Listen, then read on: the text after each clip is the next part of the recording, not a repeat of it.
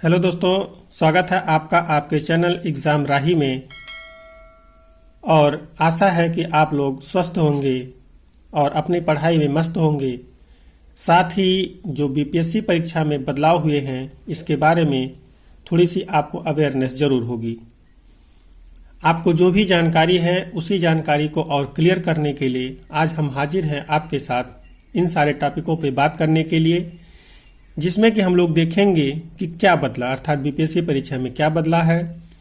Negative marking से फ़ायदा होगा कि नुकसान होगा। क्या विकल्प नंबर 5 हटेगा, अर्थात आपको पता होगा जो विकल्प नंबर 5 बीपीएससी परीक्षा में होता है वो हटेगा कि नहीं हटेगा। वैकल्पिक विषय की तैयारी अब हमें किस तरीके से करनी चाहिए और जो भी ये परिवर्तन हुए हैं वो सही हैं या गलत हैं, और अब हमें आगे अपनी पढ़ाई कैसे करनी चाहिए। तो हम लोग यहाँ पे एक एक करके सभी पॉइंट्स को क्लियर करेंगे। और आप धैर्य रखिए और विश्वास रखिए कि आपको जो भी पॉइंट्स बताए जाएंगे वो एकदम से ऑथेंटिक और पूरी तरह से आपके एग्ज़ाम के को ध्यान में रखकर बताए जाएंगे। तो यहाँ पे हम लोग देखते हैं कि क्या बदला, अर्थात बीपीएससी ने अपने परीक्षा पैटर्न में किन किन चीज़ों को बदला है। तो उसमें हमने जो परिवर्तन देखा वो 2 स्तर पे देखा। एक जो हमें मिला वो प्री के स्तर पे मिला और एक हमें मेंस के स्तर पे मिला। जो प्री के स्तर पे था उसमें हमने देखा कि हमारे एग्ज़ाम के क्वेश्चंस में कोई बदलाव नहीं किए गए हैं या वहाँ पे पेपरों की संख्या नहीं बढ़ाई गई है। वहाँ पे सिर्फ और सिर्फ एक नई चीज़ आपसे इंट्रोड्यूस की गई है, वो है नेगेटिव मार्किंग। अर्थात अब आपको प्री में नेगेटिव मार्किंग का सामना करना होगा। अभी तक आप जितने भी क्वेश्चन आते थे सारे क्वेश्चन को करके आते थे और वहाँ पे आपको किसी बात का भय नहीं था कि आपको आपके नंबर कम कर दिए जाएंगे या आपके नंबर कम हो जाएंगे। लेकिन अब आपको इस चीज़ का ध्यान रखना होगा कि अगर आप गलत उत्तर देते हैं तो आपका सही उत्तर भी काटा जाएगा। कहने का मतलब है, यहाँ पे मैं आपको थोड़ा सा और क्लियर कर दूं कि अब यहाँ पे जो बदलाव हुए हैं, अगर आप 4 क्वेश्चन गलत करते हैं तो आपका एक सही क्वेश्चन कट जाएगा। अब आपके जो परीक्षा में बदलाव हुए हैं वो इस स्तर पे हो गए हैं। ये चीज़ें आपके लिए अभी तक नहीं थी। तो आपने देखा कि प्री लेवल पे और कोई चेंजेस नहीं है, सिर्फ और सिर्फ एक चेंजेस है कि अब आपको यहाँ पे माइनस मार्किंग का सामना करना है। अब आपको जो पेपर सॉल्व करना है वो तुक्के पे नहीं करना है, वो पढ़ करके ही करना है। अगर आप पढ़े हैं तभी करिए, नहीं पढ़े हैं, अगर आपको उस क्वेश्चन की जानकारी नहीं है तो आप उसको छोड़ करके आगे बढ़ें। अगला जो बदलाव हमने देखा वो देखा मेंस के स्तर पे। यहाँ पे हमने देखा मेंस में सिर्फ और सिर्फ ऑप्शनल के स्तर पे, ऑप्शनल सब्जेक्ट हमारा जो हुआ करता था इसके स्तर पे हमने देखा कि अभी तक ये हमारा जो था वो सब्जेक्टिव क्वेश्चन हुआ करता था। यहाँ पे हमको क्वेश्चन दिए जाते थे और उसको हमें अपने सीट पे लिखना होता था, लेकिन अब यहाँ पे इसको ऑब्जेक्टिव बना दिया गया। अब ऑब्जेक्टिव इस स्तर पे कर दिया गया है कि यहाँ पे भी आपको बदलाव देखने को मिल रहा है। ऑब्जेक्टिव तो किया ही गया, उसमें आपके ऑप्शनल को एक तरह से आप कह लीजिए, कुछ लोग ये भी कह रहे थे कि ऑप्शन हट जाएगा, या कह दें कि ऑप्शन हट गया, तो नहीं, ऑप्शन हटा नहीं है, इसके फॉर्मेट को चेंज किया गया है। अब ये ऑप्शनल आपका ऑब्जेक्टिव हुआ और ऑब्जेक्टिव में भी इसकी मेरिट जो होगी ये आपके एग्ज़ाम के इंटरव्यू में जाने के लिए अब जोड़ी नहीं जाएगी, अर्थात ये अब नहीं जुड़ेगी। इसको आपको सिर्फ और सिर्फ क्वालिफाई करना है। यहाँ पे हर वर्ग, अलग अलग वर्ग के लिए अलग अलग क्राइटेरिया रखे गए हैं। आप जिस भी क्राइटेरिया में है उसको देख लीजिए। आपको मिनिमम उतने नंबर आपके एग्ज़ाम में लाने हैं। अगर आप उतने मिनिमम नंबर नहीं ला पा रहे हैं तो जो आपके अन्य पेपर मेंस में हैं, जिसमें कि आपका निबंध है, जीएस नंबर 1 है और जीएस नंबर 2 है, जिसके आधार पे आपकी मेरिट बननी है इंटरव्यू के लिए, आपकी वो कॉपी चेक नहीं की जाएगी। इसलिए आपको पहले अपने इसी ऑप्शनल सब्जेक्ट को क्लियर करना है, उसके बाद आपको आपकी कॉपी चेक करने के लिए आगे भेजी जाएगी। तो ये तो आम का था जो मेंस के लेवल पे बदलाव, वो सिर्फ एक बदलाव था आपके ऑप्शनल सब्जेक्ट को लेके। साथ यहाँ पे क्लियर आप कर लें कि आपका ऑप्शनल सब्जेक्ट हटा नहीं है, सिर्फ और सिर्फ उसका फॉर्मेट चेंज हुआ है। अब यहाँ पे हम लोग देखते हैं जो नेगेटिव मार्किंग आया, इससे हमारा फायदा होगा कि नुकसान होगा। तो इसका सीधा सा जवाब है कि जो लोग पढ़ रहे हैं, जो लोग पढ़ करके एग्जाम देने जाते थे, जिनकी तैयारी पुख्ता होती थी, पूरी तरह से मजबूत होती थी, उनको इस नेगेटिव मार्किंग से ना तो कोई फायदा होने वाला है और ना ही कोई नुकसान होने वाला है। हाँ, आप कुछ ना कुछ जो पढ़ रहे हैं, पढ़ने वाले बच्चे हैं, उनके स्तर पे कह सकते हैं कि उनको फायदा जरूर होगा, क्योंकि अभी तक जो काफ़ी बच्चे ऐसे थे जो तुक्के में ही काफ़ी क्वेश्चन सही कर ले जाते थे, अब उनका तुक्के का क्वेश्चन जब नहीं सही होगा तो कहीं ना कहीं उनको अब अपना जो मेरिट है वो डाउन करना पड़ेगा, और जो पढ़ने वाले बच्चे हैं वो जहाँ थे वो वहाँ ही रहेंगे या प्लस रहेंगे, तो उनके जो सिलेक्शन के चांस हैं वो बढ़ जाते हैं। और जो लोग तुक्के में जा करके लगा के आते थे, जितने भी क्वेश्चन आते थे सारे क्वेश्चन को करके आते थे, तो जो पॉसिबिलिटी होती है अगर आप 20 क्वेश्चन करके आ रहे हैं तो 4-5 क्वेश्चन तो आपके सही हो ही जाते हैं। तो यहाँ पे आपको फायदा मिलता था। तो जो नहीं पढ़ के जा रहे हैं उनके स्तर पे नुकसान है, और जो पढ़ के जा रहे हैं, पढ़ के जाते थे, उनको फायदा है। तो इससे आपको नेगेटिव मार्किंग से घबराने की कोई ज़रूरत नहीं है। क्या विकल्प नंबर 5 हटेगा? अगर इस क्वेश्चन पर हम लोग बात करें कि विकल्प नंबर 5 जो कि बीपीएससी परीक्षा का अपना एक अनूठा संबंध है, अनूठा प्रयोग है बीपीएससी में, जो 5वां ऑप्शन इसका होता है इनमें से सभी या इनमें से कोई नहीं या एक से अधिक, इस टाइप से वो देता है। तो वहाँ पे आप लोग देखिएगा जो आपको अब नेगेटिव मार्किंग से इंट्रोड्यूस किया गया है वो आप विकल्प नंबर 5 के तौर पे नेगेटिव मार्किंग पहले से ही मान सकते हैं। ये एक तरह से नेगेटिव मार्किंग ही था कि अगर आपको 4 ऑप्शन में से कोई भी ऑप्शन जरा सा भी हिचकिचाहट होता था तो विकल्प नंबर 5 आपके उस क्वेश्चन को पूरी तरह से गलत करने की क्षमता रखता था।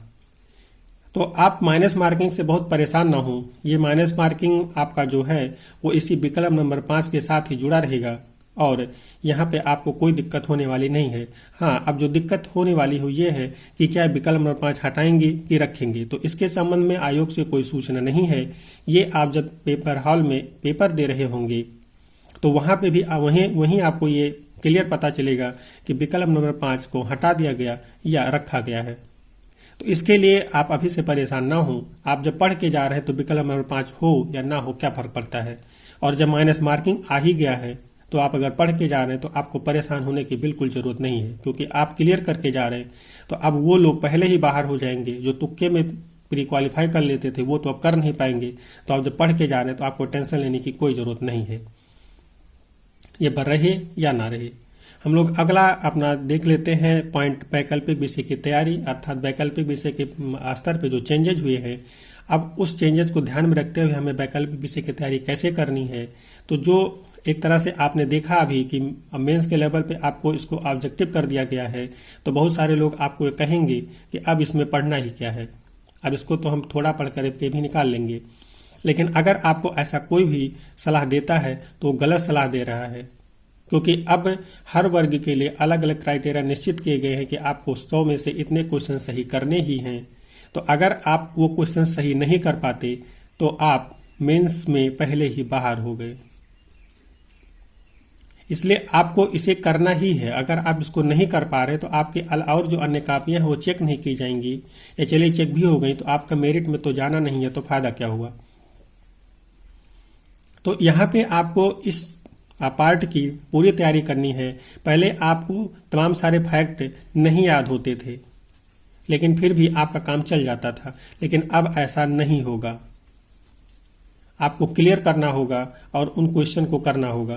तो इसके लिए आपकी जो रणनीति होगी ये होगी कि आप कुछ चैप्टर को 100% तैयार रखिए कि वहाँ पे कोई भी फैक्ट आपसे पूछा जाए तो आप उसको आंसर करने की क्षमता रखें अपने सिलेबस के अनुसार। तो वहाँ पे आपको जो मेंस है उसमें ऑप्शनल क्वालिफाई करना आसान हो जाएगा। तो आप ध्यान रखिए कि वैकल्पिक विषय की तैयारी में आपको जरा सा भी लापरवाही नहीं करना है। इसको हटाने का जो आयोग का मकसद था वो सभी बच्चों को एक साथ लाना था, क्योंकि तमाम सब्जेक्ट आपने देखे होंगे, कुछ सब्जेक्ट ज़्यादा स्कोरिंग होते थे, कुछ सब्जेक्ट स्कोरिंग नहीं होते थे। तो इससे कहीं ना कहीं तमाम सारे सब्जेक्ट के बच्चों को नुकसान होता था, और आयोग जो स्केलिंग करता था उसमें भी तमाम तरह की परेशानियों का सामना उसको करना पड़ता था। तो इसलिए इसने इसको हटा दिया, लेकिन इससे आपको बहुत ज़्यादा फायदा या नुकसान नहीं होने वाला है। आपको जैसे पहले ऑप्शन में पढ़ना था वैसे ही आप भी पढ़ना पड़ेगा। बस फर्क इतना है कि आपको पहले 100% क्वेश्चन करके आना होता था, अब आपको 100 नहीं करना है। अपनी कैटेगरी के अनुसार जो भी क्वेश्चन आपको बताए गए हैं उतना मिनिमम सही करना है। आगे हम लोग देखते हैं जो बदलाव हुआ है वो सही हुआ है कि गलत हुआ है। तो बदलाव प्रकृति का नियम है, बदलाव हर जगह चलता रहता है, तो किसी भी बदलाव को सही कहना या किसी भी बदलाव को गलत कहना बिल्कुल नाइंसाफी होगी। अगर बदलाव नहीं होगा तो सामाजिक परिवर्तन कैसे होंगे। तो बदलाव जरूरी है, समय के साथ में बदलाव जरूरी है। तो यहाँ पे सही अगर कहा जाए और गलत एक शब्द में समझा जाए तो सिर्फ इतना सही है, जो बच्चे पढ़ रहे थे हकीकत में जो एग्ज़ाम की तैयारी करते थे उनके लिए ये सही है, क्योंकि उनको इससे कोई प्रॉब्लम नहीं है। लेकिन जो लोग पढ़ाई नहीं कर रहे थे उनके लिए ये गलत है, क्योंकि वो तुक्के में प्री क्वालिफाई कर ले जाते थे। तमाम सारे बच्चे तुक्के में कर लेते थे, अब वो नहीं कर पाएंगे तो उनके लिए गलत है। बाकी जो भी चेंजेज हैं उनको आप न्यूट्रल ही रखिए, आपको उससे बहुत ज़्यादा स्ट्रेस लेने की कोई ज़रूरत नहीं है। आगे हमें अब पढ़ाई कैसे करनी है, तो इसका एक ही आंसर है कि जैसे आप अभी तक पढ़ रहे थे उसी पढ़ाई को आप अपने बरकरार रखिए। बस चूंकि आपको नेगेटिव मार्किंग से इंट्रोड्यूस किया गया है तो आपको अब यहाँ पे कुछ एक्स्ट्रा जो टेस्ट हैं उसको देना है। वो इसलिए देना है क्योंकि अभी आपको विकल्प नंबर 5 के बारे में कोई जानकारी नहीं है, रहेगा कि नहीं रहेगा। साथ ही माइनस मार्किंग आपके लिए आ गई है, तो यहाँ पे आपको टेस्ट इसलिए देना है कि माइनस मार्क के साथ आपके नंबर कितने आ रहे हैं इसको आपको ध्यान रखना है। नहीं तो आप जब एग्ज़ाम हॉल में जाएंगे तो माइनस मार्किंग के साथ आपका जब सामना होगा और आपकी कॉपी चेक होगी आगे, और अगर आपने अच्छे से प्रैक्टिस नहीं की है तो ये आपके लिए नुकसान होगा। तो इसलिए आपको अब सिर्फ इतना करना है कि आपने अभी तक जितना पढ़ा था उसको आप रिवीजन करते हुए सिर्फ और सिर्फ आप प्रैक्टिस पे ध्यान दीजिए। माइनस मार्किंग इंट्रोड्यूस हुआ है तो निश्चित ही इससे जो पढ़ने वाले बच्चे हैं उनको फ़ायदा होगा, और साथ ही जो बीपीएससी की मेरिट है वो अप डाउन जाएगी। क्योंकि जब सभी क्वेश्चन किए जाते थे तो वाजिब सी बात थी कि मेरिट ऊपर जाती थी, लेकिन अभी जब तमाम सारे क्वेश्चन अब नहीं किए जाएंगे, क्योंकि अब जो क्वेश्चन नहीं आ रहा होगा उसको बच्चा नहीं करेगा, क्योंकि वो उसके आंसर को गलत कर देगा, साथ ही उसके नंबर सही नंबर को भी काट लेगा। तो अब वो गलत को नहीं करेगा, सही होगा तो ही करेगा। और तुक्का लगाएगा भी तो कुछ ही तुक्के लगाएगा, ज़्यादा तुक्के अब वो नहीं लगाएगा। तो इसलिए जो मेरिट है वो थोड़ी सी डाउन जाएगी, मेरिट के स्तर पर थोड़ा सा डाउन देखा जाएगा। लेकिन आपको इसको नहीं मानना है, आप जैसे जिस हिसाब से पढ़ाई कर रहे थे आपको उसी हिसाब से करना है। एक पिछली जो मेरिट है उससे प्लस ही रहना है, माइनस नहीं जाना है। कि किसी भी सिचुएशन में अगर मेरिट डाउन जाए भी तो आपके मेंस में पहुंचने की जो एक तरह से रणनीति है, एक तरह से मेंस में पहुंचने का जो ख्वाब है वो किसी भी स्थिति में टूटने ना पाए, क्योंकि एग्ज़ाम है और निश्चित रूप से एग्ज़ाम में बदलाव कई बार बहुत सारे क्रांतियाँ लेकर के जरूर आते हैं। तो इस तरह से हमने इन 4-5 पॉइंटों के से देखा कि बीपीएससी में जो बदलाव हुए हैं उससे आपको क्या फ़ायदा होने वाले हैं, क्या नुकसान होने वाले हैं, और जो वैकल्पिक विषय था उसके स्तर पे आपको क्या फ़ायदा नुकसान हो रहा है, साथ ही ओवरऑल आपको क्या फ़ायदा और नुकसान हो रहा है। एक शब्दों में जो पढ़ रहे हैं उनके लिए कोई दिक्कत नहीं है, जो नहीं पढ़ रहे हैं उनको दिक्कत ही दिक्कत है। समाज को जो असामाजिक तत्व होते हैं उनके लिए आप कुछ भी कर लीजिए, उनके लिए दिक्कत ही दिक्कत रहती है। तो इस तरह से हम लोगों ने यहाँ पे इसको देख लिया। आगे हम लोग किसी वीडियो में बीपीएससी परीक्षा के जो पूरी तरह से पैटर्न है, किस कैटेगरी में कितने नंबर हासिल करने होते हैं, कैसे करना होता है, प्री में आपको किस कैटेगरी में मिनिमम क्राइटेरिया क्या रखा गया है, शायद आपको जानकारी होगी, नहीं होगी तो उसको मैं आपको बताऊँगा। तो जल्द ही मैं आपको प्री और मेन्स में क्या क्या चीज़ें हैं बीपीएससी में उसको लेकर के जल्द ही आपके सामने हाजिर होऊंगा। तब तक के लिए आपसे विदा लेते हैं। जय हिंद।